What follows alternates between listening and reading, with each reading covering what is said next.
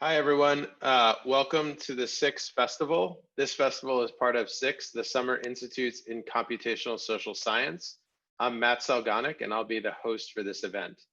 The mission of the Summer Institutes in Computational Social Science is to provide open, high-quality training in computational social science to researchers around the world in order to accelerate the growth of the field and ensure that it develops practices that are in the long-term interests of science and society. Each summer since 2017, we've offered 2-week summer training programs for graduate students, postdocs, and junior faculty interested in computational social science. The Summer Institutes are for both social scientists and data scientists. And so far, we've provided this free training to more than 700 participants from around the world. The event that you are attending now is part of the first ever SICSS Festival, which provides a chance for our alumni to host tutorials and participate in discussions of interest to the computational social science community. In this event, we'll be having a discussion with Naniette Coleman about diversity in computational social science. So first, a few ground rules. To ask questions, we are going to use the Zoom Q&A feature. We, as the host, will be able to see those questions, but you won't be able to see the questions from the other panelists. But don't worry, we can see the questions. You can put your questions in at any time. Naniette and I will talk for about 30 to 45 minutes, and then we'll turn it over to questions that have been submitted by the attendees. Also, I want you all to know that this talk is being recorded so that we have the possibility of sharing it with other people who may benefit from it. Now let's get on to the main event. So I am delighted to introduce Naniette Coleman. Naniette is a PhD candidate in the sociology department at UC Berkeley and a UC National Lab in residence graduate fellow at Los Alamos National Lab, and that will be from 2020 to 2023. Naniette's research sits at the intersection of sociology of culture and organizations and focuses on cybersecurity, surveillance, and privacy in the US context. Specifically, Naniette's dissertation research examines how organizations assess risk, make decisions, and respond to data breaches and organizational compliance with state, federal, and international privacy laws. Alongside her commitment to diversity in computational social science, Naniette also has a record of diversity, equity, and inclusion work in research and art spaces, work for which Naniette was awarded the K. Patricia Cross Future Leader Award by the Association of American Colleges and Universities in 2019. The award recognizes graduate students who show exemplary promise as future leaders of higher education. Naniette was a participant at SICSS-Princeton in 2019. So it's my pleasure to welcome Naniette. Thank you.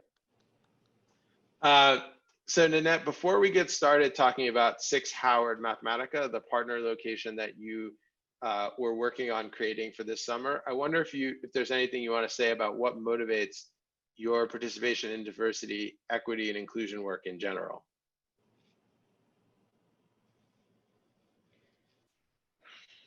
So I'll start by saying that the timeliness of this discussion can't be overstated, the importance of this discussion. And before I say anything, I think it's important to pause and say Black Lives Matter, we matter, and unequivocally shine the light that I am currently holding in my capacity as a panelist and being in discussion with you right now on the fact that people like me are doing this kind of work right now.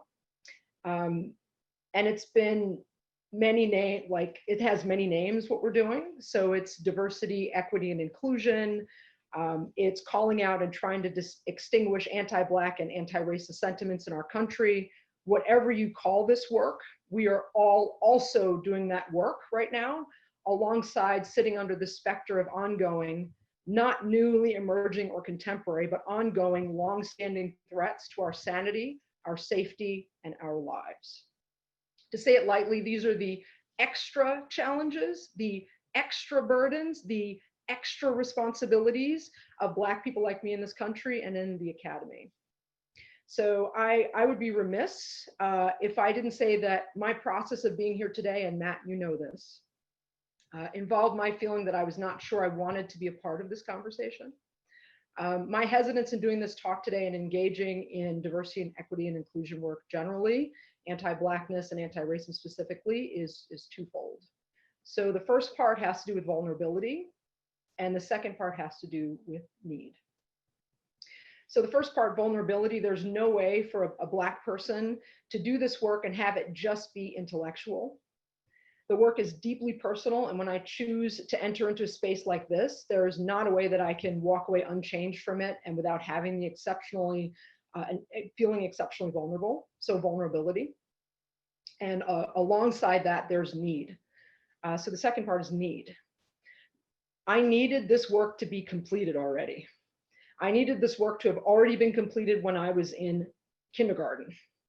So at my extremely diverse school, we're talking like UN level diversity in New York. I had a new white friend with a pretty pink bow in her hair and a big smile on her face. And she said she couldn't play with me because I am I've needed this work to be done as my stomach turns into knots and my voice sort of grows weary addressing microaggressions at every school I've ever attended, every place I've ever worked, every organization with which I've ever been affiliated, including last summer. And you know this, Matt. Last summer, I needed this when I attended SICSS at Princeton. And as a rule, we are always asked to be the solution to the problem, as well as feeling our way through the excruciating pain of the problem and the deep need to have already been born into the aftermath of its resolution, right?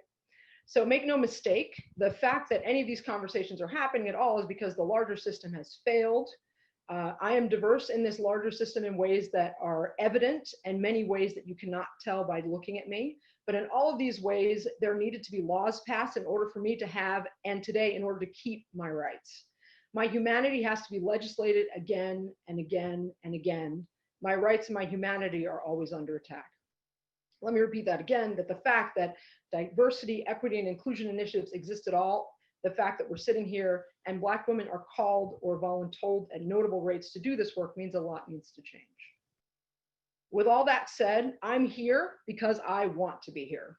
And because I believe in the Summer Institute for Computational Social Science that will be held at Howard University in partnership with Mathematica in 2021, after being canceled due to COVID-19.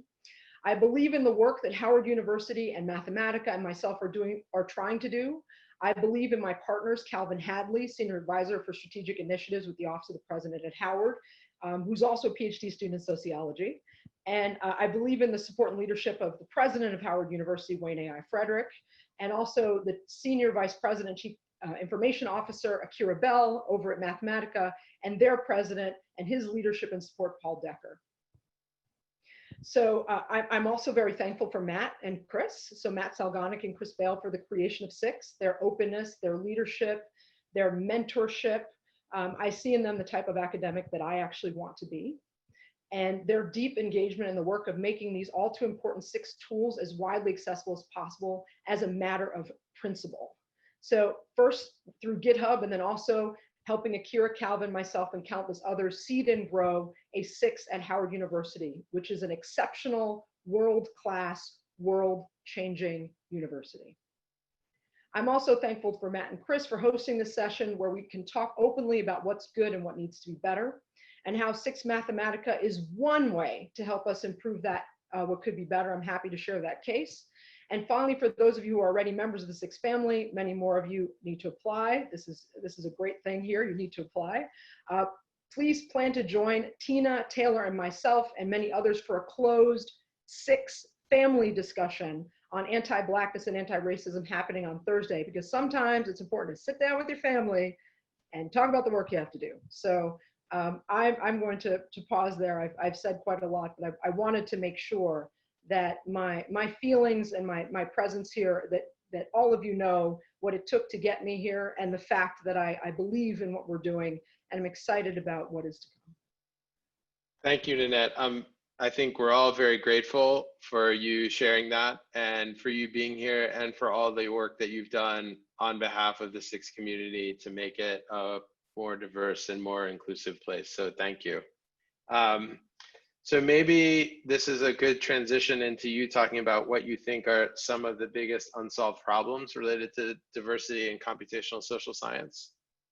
So I think it's important to make sure that I have a lot to say, that I sort of keep my focus on this amazing SICSS that's going to be founded at the first historically Black university, and our partners in that work. So can you repeat the question one more time? Sure. Maybe let's start with talking a little bit about SICSS Howard Mathematica and what you were envisioning and why you think it was so important to do it in the way that you were trying to do it. Sure. So I think origin stories are important. I'll leave it up to you to share how sort of things unfolded on the Howard and Mathematica side. But I remember during our meeting at the end of SICSS 2019, you asked if any of us thought we might want to sort of found a location, be part of the creation of a location. I am a student at Berkeley, a proud alum of University of Buffalo, SUNY, and also Harvard University. And I was like, I have no problems believing that in any of those institutions, especially coming from Berkeley, that the process of setting that up, and we have one of those sessions running this summer, would be profound and amazing. But you and I talked about the idea that there's an exceptional toolkit here and great possibilities. And one of the things that I see often in my own research is the lack of diverse voices, especially in the tech space, and in the creation of algorithms and various tools, and a great way to substantially impact the way that research and the way that work is done is to diversify the people that are behind it. And having family that are alums of historically Black universities, and in particular several times over Howard University, it was without question in my mind an exceptional institution with an exceptional reputation that could be an amazing home for a SICSS that not only was seeded and grew in the Black community, but also had a focus that elevated computational social science discussions related to the Black community. So not just seeding those tools, but also having those discussions be about our community too. As I've mentioned, there are quite a few really great people involved in this work that unfolded this year. Great, thank you. So maybe this is a good transition for you. As you were designing SICSS Howard Mathematica, I know that you and your colleagues thought a lot about what the theme should be. And so I wonder if you could talk about the discussions that went into that and how you picked the theme and why you think that's important for what you were trying to accomplish with the location. Sure. So it is somewhat unusual to have a theme, and I'm not sure to what degree it is. It's also unusual to have a partner on board as deeply as Mathematica.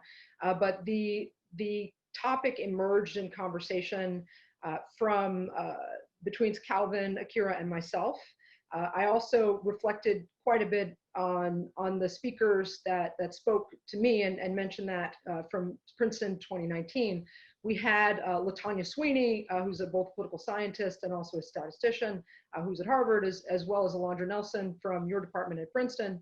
And on several occasions, I've had the chance to hear both Ruha Benjamin, who's also at Princeton, and also Safia Noble speak on these topics. And it seems that often in that tech space, in that especially in the space with algorithms and artificial intelligence, that there just aren't considerations for people beyond the ones that are in the room that are designing algorithms and such.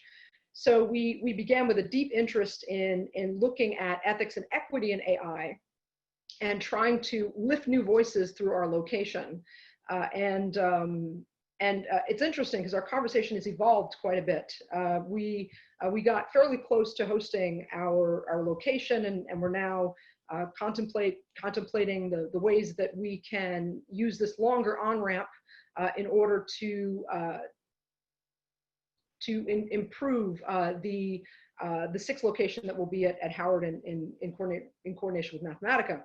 And we're still working on a title, but I think the world we live in, which has shifted quite a bit since we started this work, needs a SICSS location with a significant focus on inequality in its many forms, and the use of computational social science to understand and potentially in the policy space for those of us, those of our students who are on the policy side, to address those things. So I envision, and my conversations with both Calvin and Akira have suggested that we're looking at a more general theme related to inequality with complementary data sets on things like the effects of COVID-19 specifically on communities of color, and looking at AI again with a direct focus to communities of color.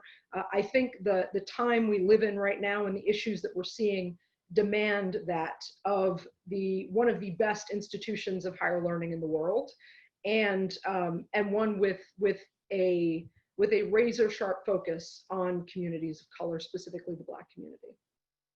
Yeah, I think the role of your location in bringing together partners from Howard and Mathematica is really important. I know that I'm a member of the board of Mathematica, and I know that they are very interested in many of the issues that you've just discussed. And once they heard about the idea of doing a summer institute at Howard, they were incredibly excited, and very excited to meet you, Naniette.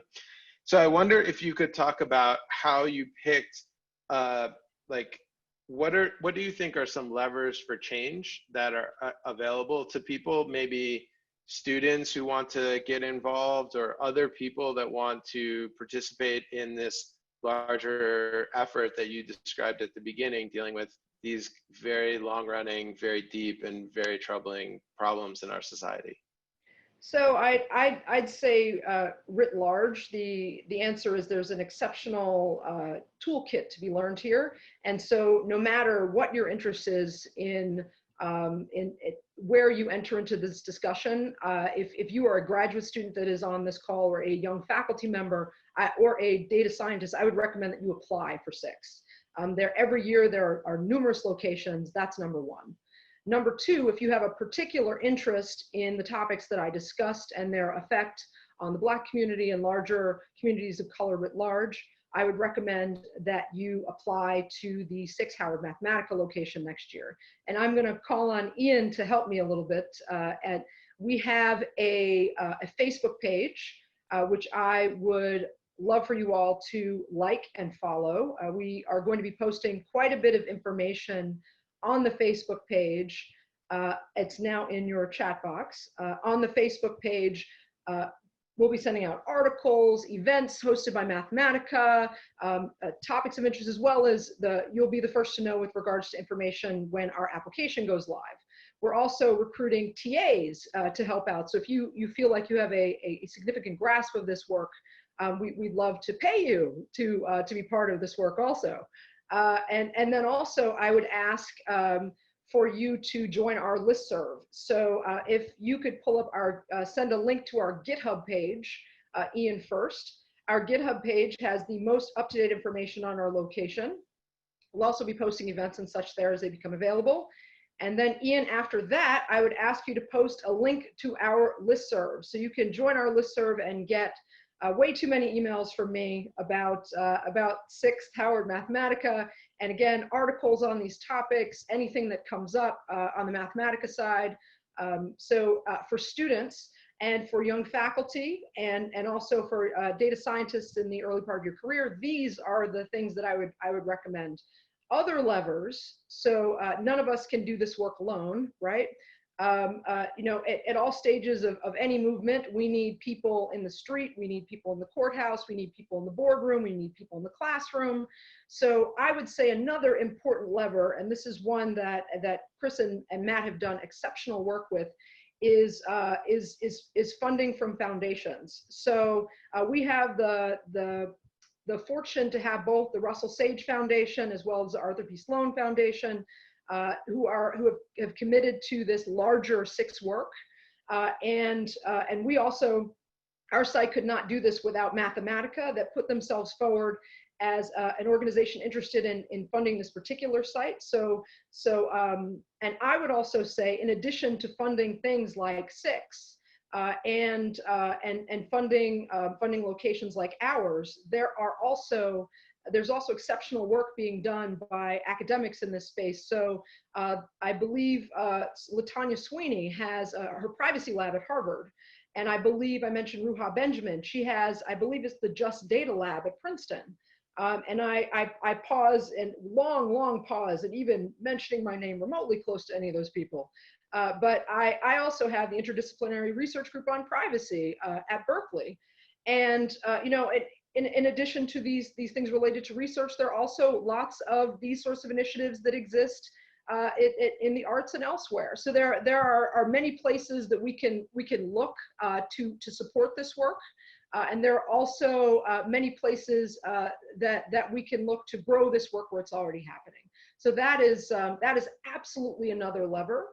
The final lever I would say, and I saw Matt unmuted himself. The final lever I would mention is to data scientists and organizations out there that have exceptional data sets.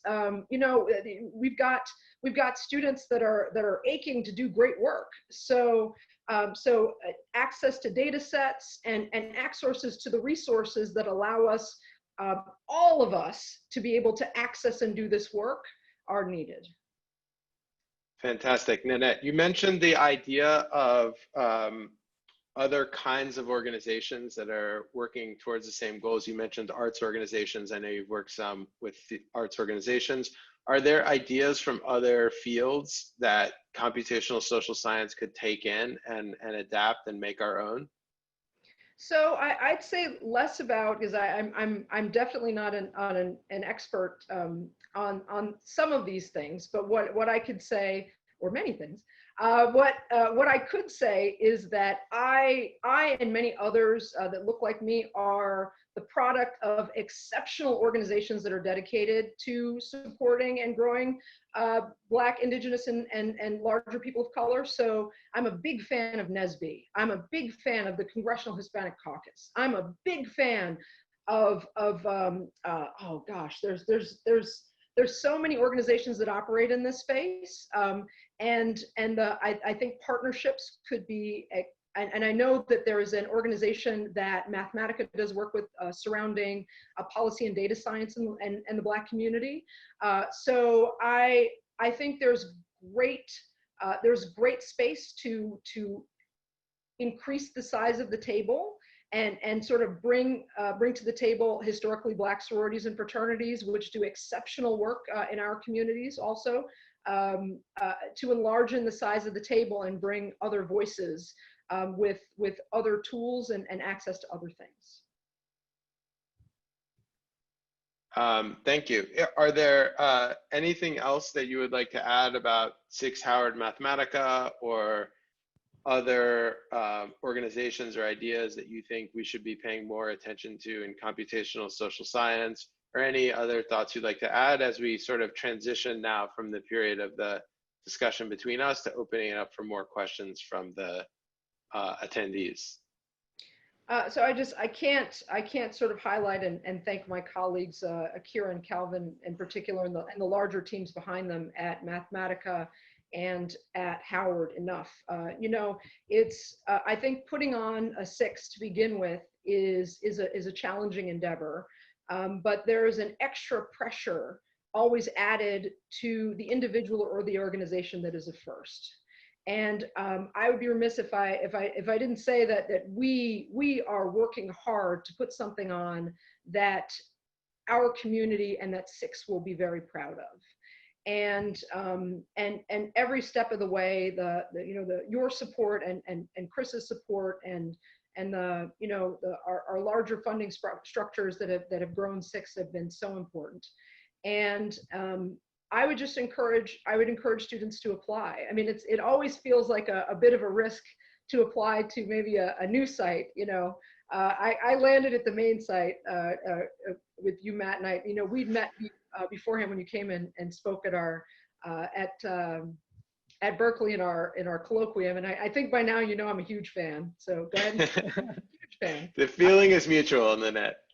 So, what I would say is apply. Our site is going to be exceptional. There will be lots of exceptional sites. And there are both, you know, if SICSS doesn't work for you next summer, you know, there are amazing courses, free courses that are available to begin to learn these skill sets rather. And if you follow us on our Facebook, you know, we might send some of those out. So I'm hoping to get a chance to get to know many of you, and I look forward to your questions. Fantastic. Thank you, Naniette. So now we're going to move into the period where there'll be questions from the audience. So there's the Q&A feature that you should see at the bottom of your Zoom window. If you click on that, you can ask a question through that. Also, it looks like we're seeing some questions coming in now. Thank you. And it looks like Ian will be modifying the chat so that you can ask through the chat as well. Also, while I want to take a minute to give everyone a chance to type in the questions so we don't just have the fastest responders go first. So if you haven't done so yet, please sign up for the Facebook group and also join the listserv. Those are great resources. We've got some great questions coming in now, so I'm going to go ahead and ask.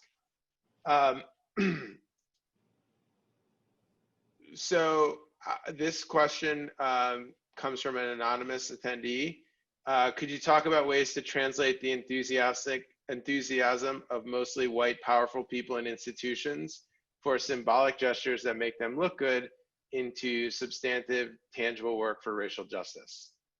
Sure. So I should begin by saying, and I'm not sure if the person who posed the question was here at the beginning, but there is an inherent vulnerability and an expectation that the person sitting in my space be able to speak on behalf of the entire Black community and all of these issues. And I want to remind you in my response that it is my own, and in doing so, I'm creating a level of vulnerability and also that, you know, we're all learning.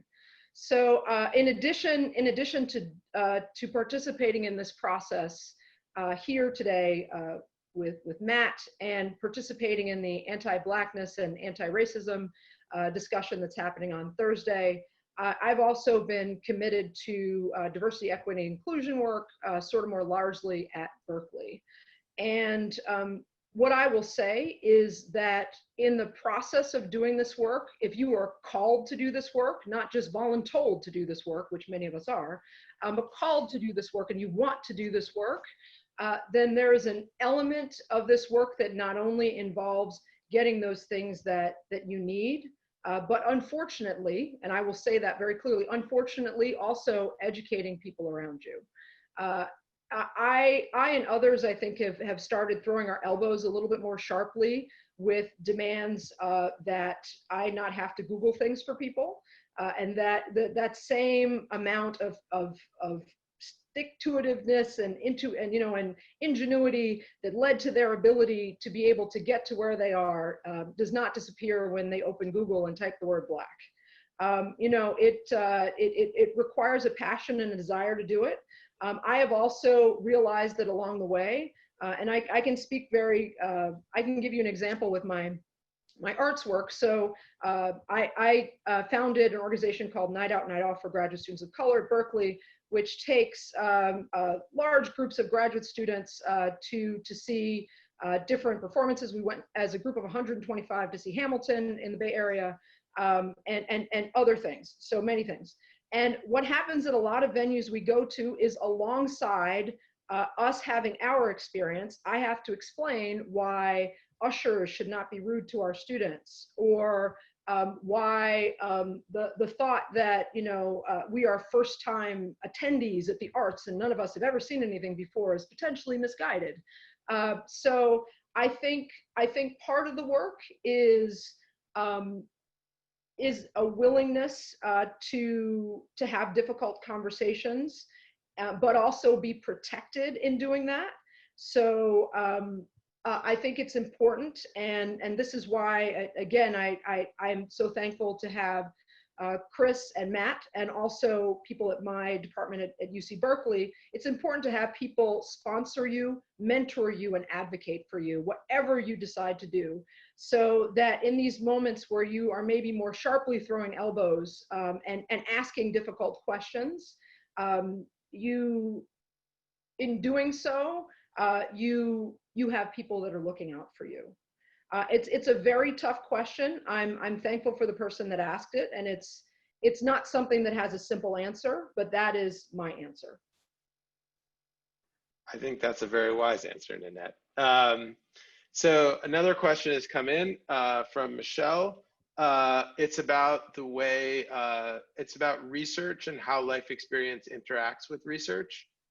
So research questions shape both research and findings in key ways. However, research questions are often posed from a worldview that limits the robustness of the findings we see.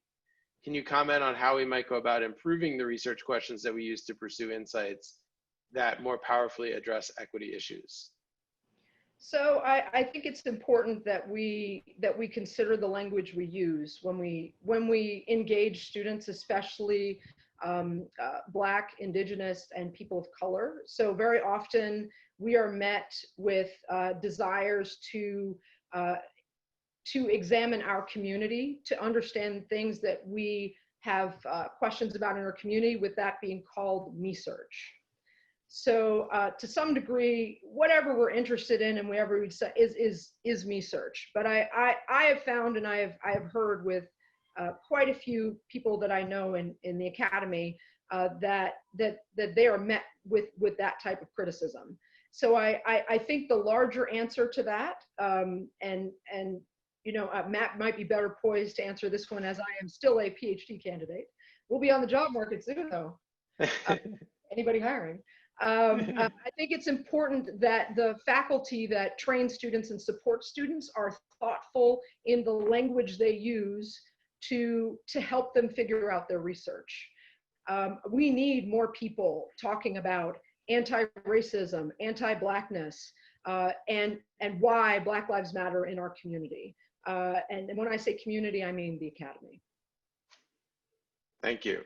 Maybe the term me-search, we have many data scientists who may not be familiar with that. Could you talk a little bit more about the idea of me-search and how you think that is actually, it sounds like you think that is a barrier to a lot of progress from happening. So the idea of me-search is often a term that's sort of thrown at Black, Indigenous, and people of color.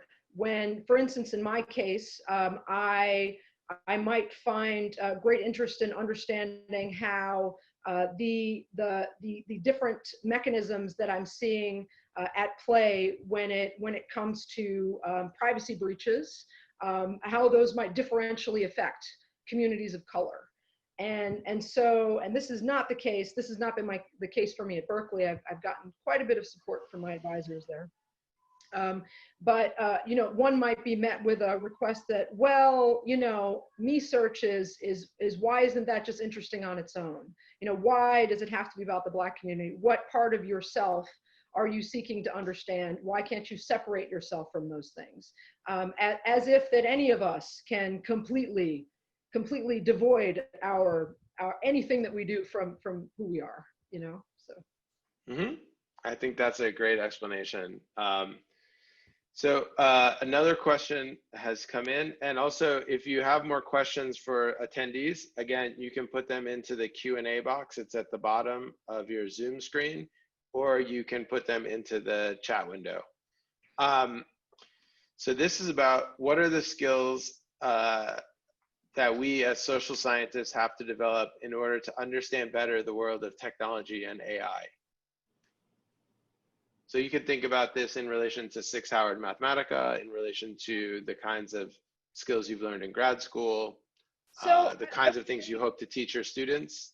I would say it's a similar answer to the question that you asked me about what are the levers. So a lever that I did not bring up is the importance of building an environment and creating an environment that's welcoming to communities of color. So if you want a greater sensitivity to your research in tech and AI and thinking about how those things affect and impact communities of color, there has to be an environment that's welcoming to that community to be a part of it. So I can give the example of my experience with last summer. So I had a wonderful time at SICSS at Princeton, and I sat with just bated breath watching LaTanya Sweeney and Alondra Nelson, because in that moment there was someone who looked like me,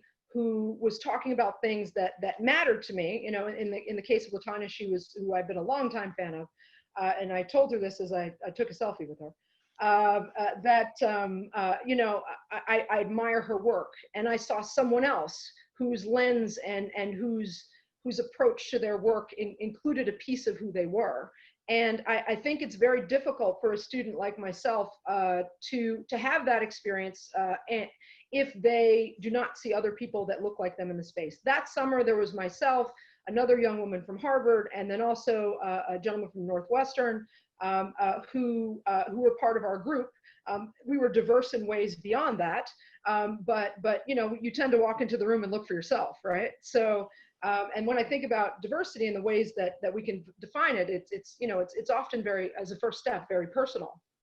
So I would say if you're trying to have greater sensitivity with regards to your research and your work in AI and tech, and if you have a passion or for a desire to be more thoughtful with that with regards to groups of color, the most important thing you can do is, in a real way, explore the experience of people of color in that space, and not just by, you know, sort of hiring somebody and asking them to do that piece, but personally choosing that piece. I think that was one of the things behind the shut down STEM and shut down the academy work that was done recently, where shut it down and pause and figure out how you can marry this work that needs to be done by all of us with the work you've already been doing. You know, it can be a heavy ask to ask a faculty member or a researcher to all of a sudden to pause and learn a new literature.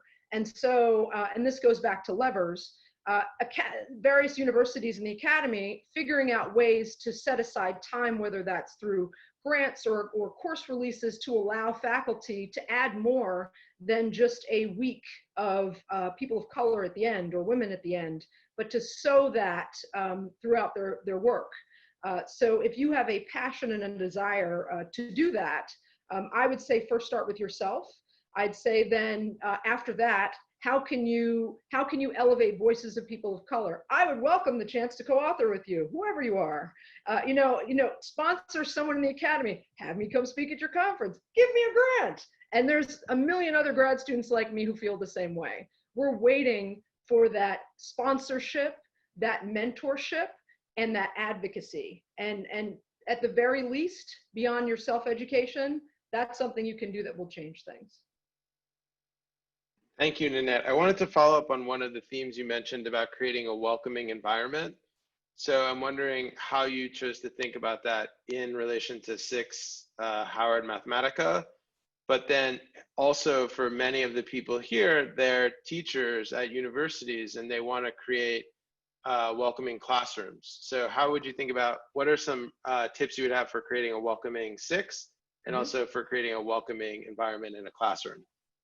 So I'd start generally. I think we all have imposter syndrome, to some degree. And I remember speaking with a faculty member in my department, you know, during our seminar where she talked about imposter syndrome, and I raised my hand all young and not knowing any better, and said, "So when does imposter syndrome stop?" And she almost fell out of her chair. Right. So that's something that I deal with. And when I walked into SICSS at Princeton, I had a healthy dose of that. And for me, being able to surmount that is easier when I feel like there's someone I can go to that reminds me of where I came from. So in my case, I'm a slightly older PhD student, so I'm in my 40s. So seeing an older TA might have been helpful. Instead, I had Matt and Chris, who I believe are about my age. And, you know, seeing, or he never responds when I say this, or seeing, you know, a TA that's a woman, which we had, right? But also seeing TAs of color having a space where you can ask questions, where maybe if you're feeling a little less confident, you can do that. And Matt and Chris set up a way that we can anonymously ask questions and give feedback. So setting up those structures. And then also, I think on the part of the instructor, and this is something I do in my own teaching, is that if I know, and either because the student has expressed it or that I can see it in their body language in class, that maybe they're feeling a little less confident, I reach out. Like and this becomes harder, obviously, with 1,000 students in your class. In the case of our CS classes at Berkeley, a lot easier when you have 10 people, but even with 50, finding ways to get a little closer, to reach a little closer to students and letting them know. All of us have had office hours and they're completely empty, right? All of us have had know that session right before the exam is when we're going to see everybody. And to some degree, there is a slight benefit to faculty when things are empty, right? It means I can do my research. And this is definitely something I think that often falls on the shoulders, again, of people that look like me. There's that extra burden of service. I love my service, but there's that extra burden if you were the only of being the primary person that people that look like you go to. So how can our faculty that do not look like me work to serve students that look like me? And I think that's not something that can only bubble up and be grassroots.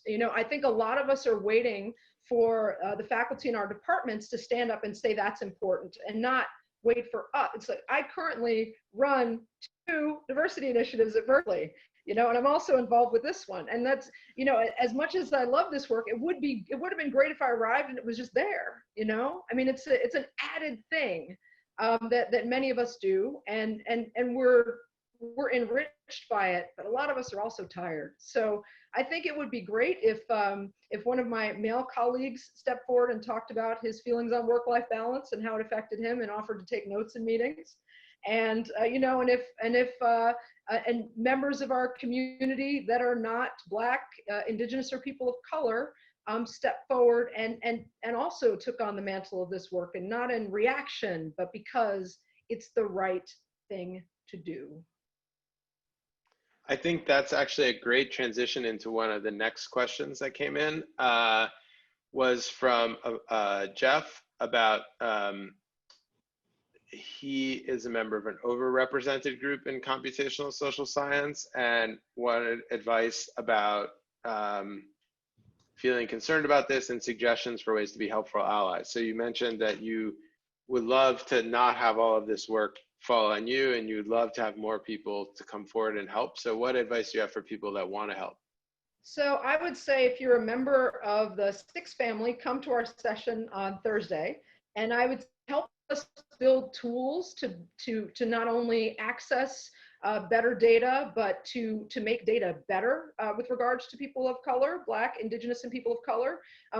If you have the ability to scrape Twitter, guess what? Or pull from the Twitter API. What project could you do that furthers our discussion of anti-racism and anti-Blackness?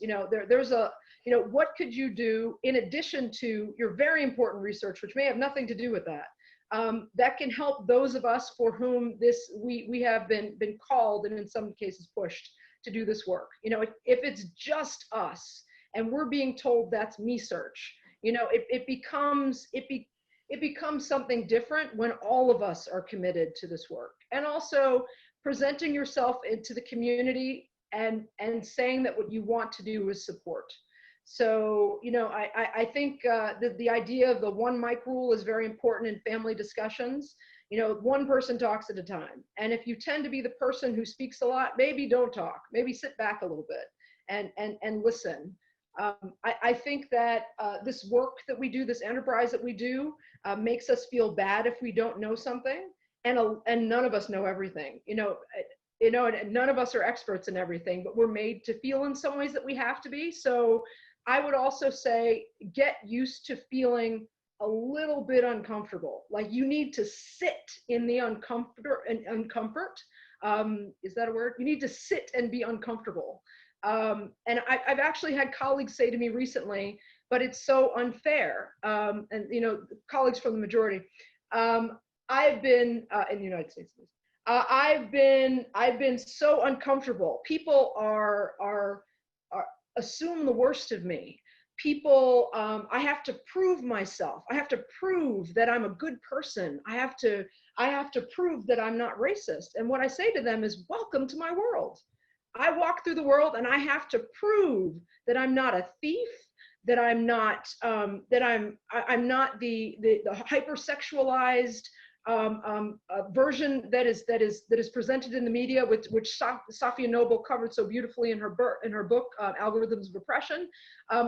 Welcome to the world and an understanding of what it means to be prejudged beforehand. So what I would say is also sit with that. That's the thing that I would say many of my colleagues are struggling with most right now, that this idea of being judged. And it is the truest thing right now that can connect you to what Black, Indigenous, and people of color and larger groups go through. I think that's very powerful. A next question is one that switches to a much more macro kind of level. Would be how can we fix computer science and the tech community to get them to understand some of these issues of anti-racism and feminism? How do we get them to take those problems seriously? So that's a huge question. That's a huge question. Thank you. So what I would say is there's great opportunity in SICSS, right? So we have the ability to convene people that work in academia, so faculty, new faculty. We have the ability to convene PhD students. We have the ability to convene data scientists. And we also bring in all these amazing speakers. And I know one thing that our location, SICSS Howard Mathematica, is also considering is a complementary event, much in the vein of what Mathematica does on a regular basis. They do these policy forums that bring forward other voices to talk. But in the beginning, that you're at a policy forum and you're listening. So I would say figuring out ways, if you are a person that is within the SICSS community, to bring those individuals, both who are, already understand this work, but those who could also benefit from this work, to be party to discussions. Many of us on this call are PhD candidates or PhD students, and are considering a life of the mind and becoming faculty. But there are also people on this call that are thinking about a life in industry. And I would say that wherever you land and wherever your colleagues land, it's important to maintain those networks and to figure out ways that you can work on these things together. One of the things I love about SICSS is the fact that Matt and Chris had the foresight to bring both the academy and potential industry together for these discussions. Because the resources that we need are not owned by either one of those groups, and I think we all realize that in order to make any sort of long-standing systemic change to the issues that bring us together for this conversation today, it's going to take more than just one of us or one group of us. Divide and conquer is one of the oldest professions, right? So, or one of the tools of folks that don't want to see the good that we're all trying to do here happen. So, figuring out ways to work together, I think, is important.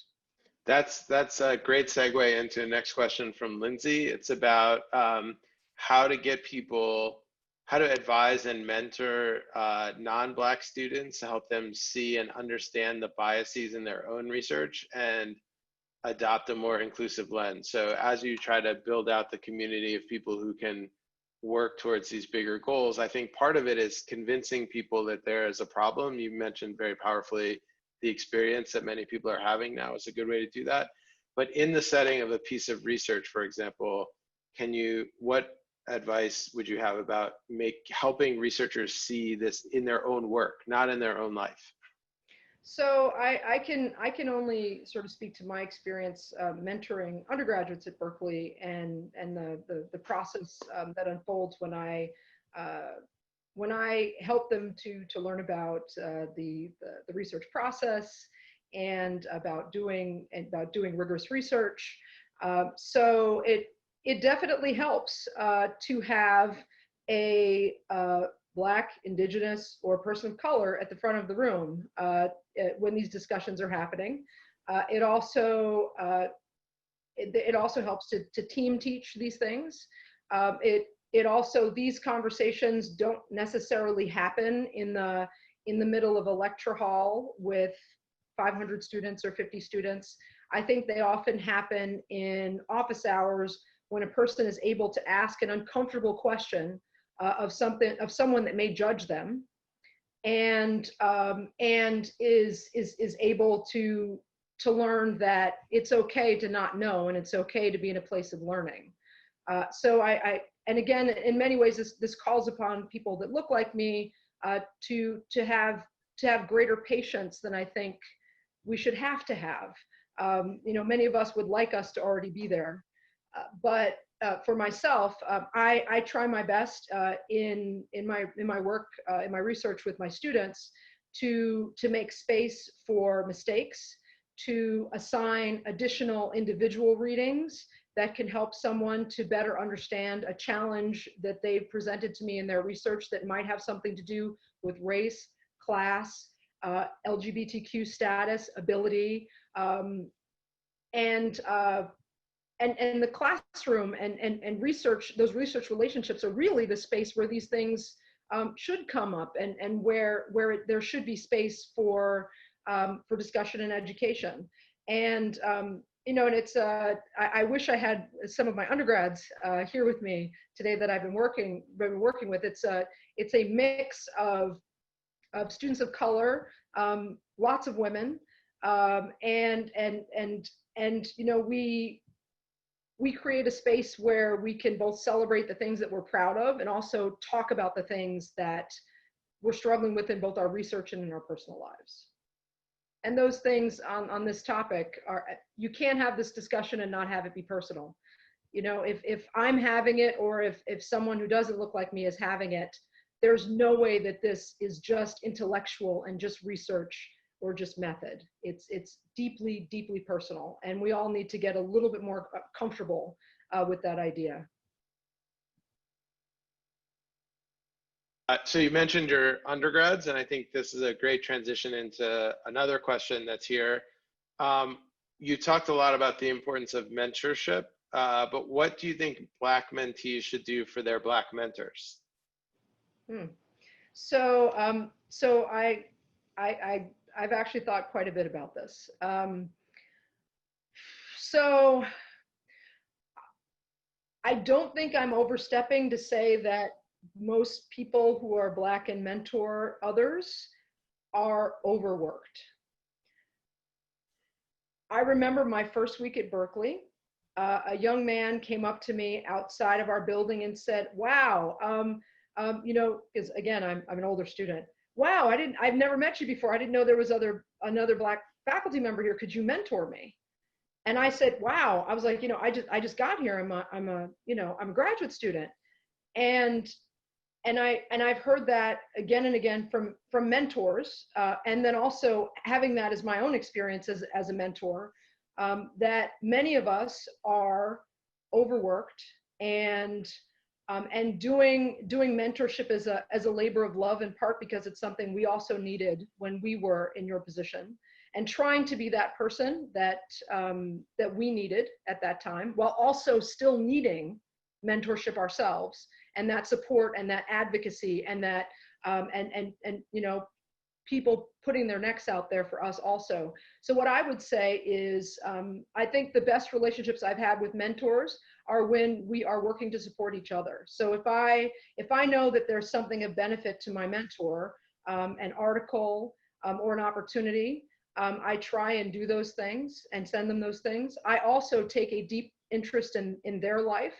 You know, with regards to faculty, I think the expectation that faculty, much like my parents who are both teachers, are able to carry the lion's share of everything that a student needs, from support surrounding mental health and nowadays COVID-19 and everything else is a lot in general. And then when you add in there that potentially this faculty member, or in my case graduate student, is also being asked probably at a greater rate than others to sit on committees and to do service.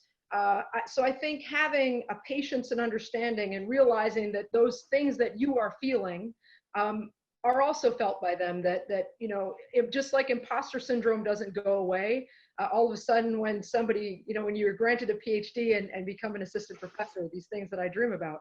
But also, you know, neither does that need for support and mentorship and sponsorship and appreciation for your work too. So I'd say be the type of mentee that your mentor would be proud of, and also think about ways that you can provide support to your mentor. Great, thank you. There's so many questions coming in. I think there's two though that would be great to end on. The first is an anonymous attendee was very interested in how he or she could get involved in any of your initiatives and projects. So do you have, are there ways for people to get involved in your lab? Sure. Could you talk a little bit about how that would work? Yeah, so send me an email. My email address, and Ian, if you could put that into the chat box, is nhcoleman@berkeley.edu. We have had students, undergrads and grad students at Berkeley, as well as at Smith College, at the University of Chicago, at the University of Buffalo, go Bulls, my alma mater. So we welcome the opportunity to get to know you and potentially have you be part of our mass collaboration. Thank you, Matt. I know what that is because of you. Our mass collaboration projects and our work to shine a light on some of the privacy, cybersecurity, and surveillance issues out there, and do exceptional research. A lot of my students will do not love research, and that's great. I'm fine with that. And some love research and end up going to UNC and Duke or the University of Buffalo, go alma mater. So, you know, there's a space for people to learn and grow in our work. And I'd love the chance to also hear your questions. So obviously we don't have enough time to get to everyone's questions, but I've actually asked Ian to send me all of the questions, because I would like to know the things that I wasn't able to answer. And I also welcome the chance to see some of you, or hopefully all of you, at SICSS Howard Mathematica, or maybe at the SICSS Alumni Festival next year, or to see your application at another SICSS location. I would love to fill six spaces with beautiful black and brown and colorful faces. I would love to see that next year, not just at my locations, but at all locations. And I'm honored to have had the chance to spend some time with you and talk to you. And I hope that we'll see you at a location at some point. Thank you, Naniette. There's one more question I want to ask you there, because I think it's very important to build up to that goal that you've described, that beautiful goal. Mm-hmm. How can people who are interested in participating in a SICSS, like SICSS Howard Mathematica or one of the other SICSSs, what kinds of things should they do to participate in now or prepare? Is there anything that they need to do? What advice would you have for people who want to get ready for next summer? So one of the things that I fell in love with the Summer Institute is the availability of all of the materials online. So if you want to, and you know, the SICSS locations this summer are closing soon. You can go back and walk through all of the readings, all of the videos, and basically have gone to the SICSS, minus a few closed sessions here and there and some of the exercises. So if you would like to be competitive next year for SICSS, I would recommend two things. And I swear Matt did not pay me to do this. You should buy his book, Bit by Bit, and you should read that. And then you should also watch all the videos and go through it. And because a lot of those things will be similar the following year, a lot of things will be very, very different. But you will have a good foundation in what you're going to be learning next summer in person. So I mean, it's something that, you know, I went through the experience, and it's, you know, academia is often drinking through a fire hose. You know, it's very hard to absorb everything you're hearing in one moment. So being able to go back and to do that, or to, you know, to thumb back through Matt's book, is very, very helpful. So I would say do that. I would also say, again, follow us on Facebook. So Ian put that into the chat box, but I believe we collected all of your email addresses. So we'll try after the fact to send you our Facebook page, a link to our list, our email list, and also information on where our GitHub site is. And we'll also point you directly to where you can watch videos. And you can't even, it's not even just videos from this summer. You can go all the way back to the first summer from 2017 and watch videos from when this was done the very first time, you know, with Matt and Chris. Every summers is up there. So I would encourage you, if you're interested in this, as a first step, to take this into your own hands and commit to spend some time on it. It's a week or two's worth of content, and it'll put you in exceptional stead when you apply next year. And I hope to see your application. Fantastic, thank you, Naniette. I love that very forward-looking view, where we think of this conversation not as a ending point, but really as a beginning to the run up to next year and all the exciting things that will be happening. So I hope you all can join me in thanking Naniette for sharing her wisdom with us, and for all of her dedicated work on behalf of SICSS Howard Mathematica, and her dedicated work in general to make the world a better place.